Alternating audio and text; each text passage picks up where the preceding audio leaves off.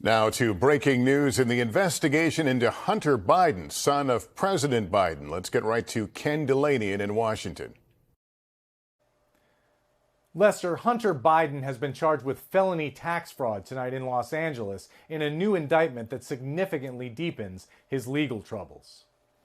In a 56-page indictment, Special Counsel David Weiss has charged Mr. Biden with 3 felonies and 6 misdemeanors, alleging he engaged in a scheme to evade $1.4 million in taxes from 2014 to 2020, while spending millions of dollars to fund an extravagant lifestyle.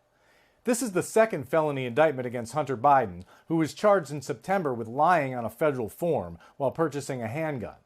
Both cases came after a plea deal fell apart in August that called for him to admit to misdemeanors and serve no jail time. The new indictment says Mr. Biden received more than $7 million in income from 2016 to 2020 and took steps to evade taxes, including by using false business deductions. It says Mr. Biden had the money to pay his taxes, but chose not to pay them. The new case adds to Hunter Biden's mounting legal woes and poses a huge political complication for his father, because if the prosecutions go forward, Hunter Biden could be standing trial in the middle of the presidential campaign.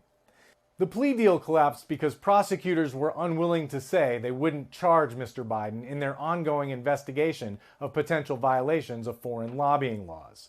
But Mr. Biden's legal woes have now multiplied. Lester?